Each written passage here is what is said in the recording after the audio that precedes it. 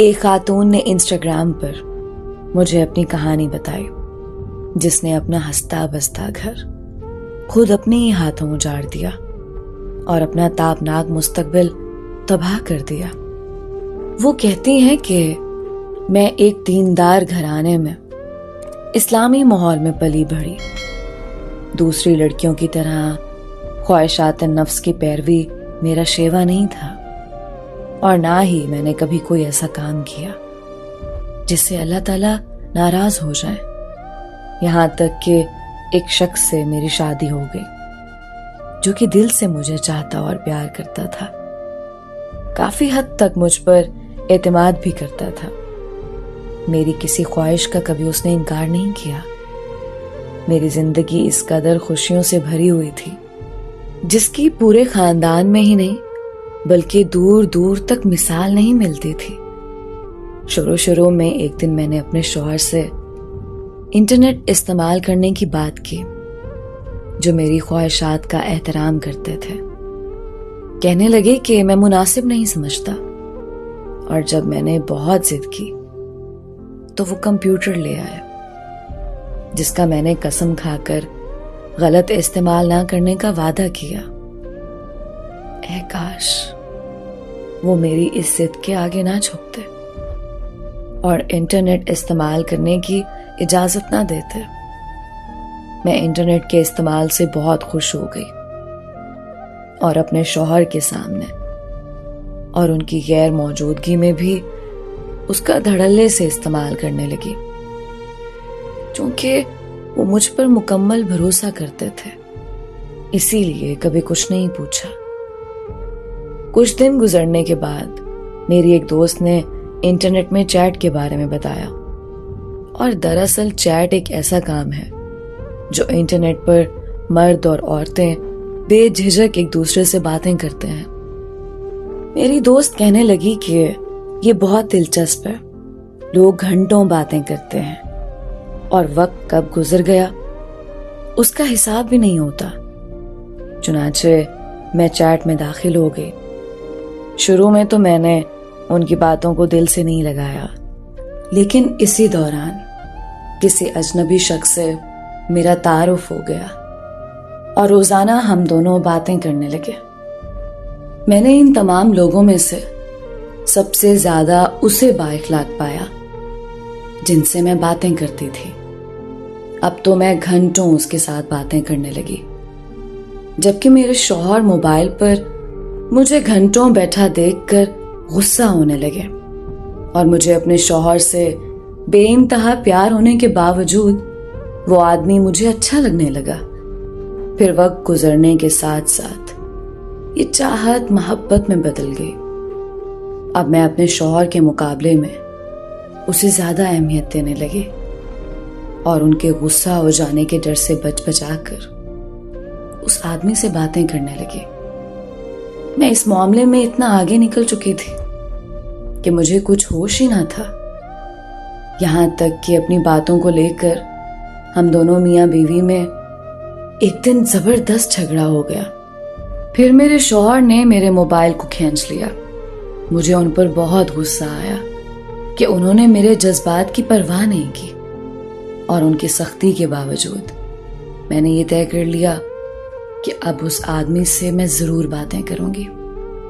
वो एक मनहूस रात थी जब मैंने उसे टेलीफोन पर गुफ्तगू की, और फिर मैंने अपने शौहर के साथ खयानत और बेवफाई शुरू कर दी। जब भी मेरे शौहर घर से बाहर होते मैं उसके साथ बातों में लग जाती। वो मुझसे वादा कर रहा था कि अगर तुम्हारा शौहर तुमको तलाक दे देगा तो मैं तुमसे शादी कर लूंगा, और बार बार मुझसे मिलने की जिद कर रहा था। यहां तक कि एक दिन मैंने उसकी जिद के आगे घुटने टेक दिए और उससे मुलाकात कर ली। फिर एक बार क्या मिली, अब तो बार बार ही मिलने लगी, और फिर ऐसे ही एक मुलाकात में हम दोनों ने वो सब कुछ कर लिया जो नहीं होना चाहिए था। मैं उसकी मोहब्बत में इस कदर गिरफ्तार हो चुकी थी कि अपने शौहर से तलाक का मुतालबा करने लगी। मेरे शौहर मुझसे सबब पूछने लगे। हमारे बीच मसाइल बढ़ते ही गए और दिलों के फासले इस तरह बढ़े कि मैं अपने शौहर से नफरत करने लगी। उन्हें मेरे मुतालिक शक हुआ तो मेरी निगरानी शुरू कर दी, यहाँ तक कि उससे बातें करते हुए एक दिन रंगे हाथों पकड़ लिया। और जब तहकीक करने लगे तो मैंने सब कुछ एतराफ कर लिया। मेरे शौहर अच्छे थे, उन्होंने मुझे कभी रुस्वा नहीं किया और ना ही मेरे घर वालों को कुछ बताया। कहने लगे, मैं तुम्हें इतना चाहता हूं कि तुम्हारे बगैर एक पल भी नहीं रह सकता। और मैं थी कि उनसे नफरत पर उतर आई थी, और वो भी इंटरनेट को लेकर। उन्होंने इतना सब हो जाने के बावजूद भी मेरे साथ बदसलूकी नहीं की और ना ही मेरे हुकूक में कोई कोताही बरती। लेकिन मैं अंधी हो चुकी थी। मुझे होश तब आया जब सब कुछ लुट चुका था। वही नौजवान जो अपने शौहर से मेरी दूरियों का सबब बना, कहता था कि तुम्हारे अलावा आज तक मुझे कोई पसंद ही नहीं आया और अपनी जिंदगी में तुमसे ज्यादा खूबसूरत किसी को नहीं पाया, बल्कि तुम मेरी जिंदगी में आने वाली सबसे ज्यादा खूबसूरत और अच्छी इंसान हो। लेकिन आज उसकी बातों ने मुझे किस कदर सदमे में डाल दिया।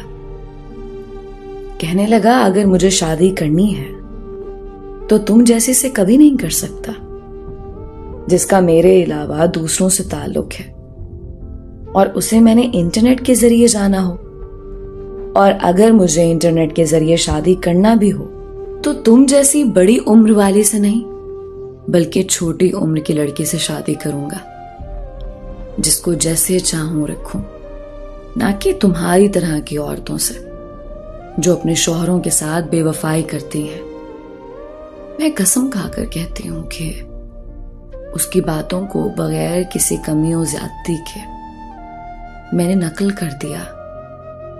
इन हालात में मैं इस कदर परेशान हूं कि खुदकशी के बारे में सोच रही हूं।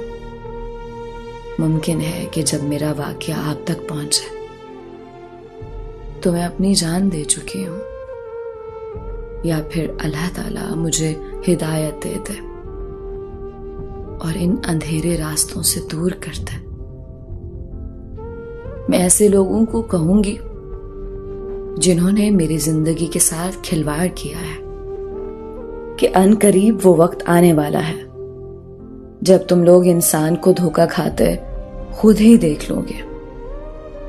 बस मेरी दुआ सिर्फ इतनी है कि मैं अपनी आंखों से उस इंसान का या उसके अहलो अयाल के साथ ही सब कुछ होता देख सकूं जिसने मुझे इस अंजाम तक पहुंचाया। दोस्तों, खुद को मजबूत बनाएं, अपने नफ्स पर काबू पाएं। अल्लाह ने सबसे ज्यादा ताकतवर मखलूक इंसान को बनाया है, तो आप खुद को मजबूत और ताकतवर साबित भी करें। शायद इन खयानत करने वालियों का यही अंजाम होता है जब किसी नेक और खुशबख्त इंसान के साथ कोई मक्कार और अयार मिल जाए। अल्लाह ताला से दुआ है कि वो इसके मसाइल को आसान करे और इसकी तौबा को कबूल फरमाए, क्योंकि उसकी रहमतों ने सबको ढांप रखा है।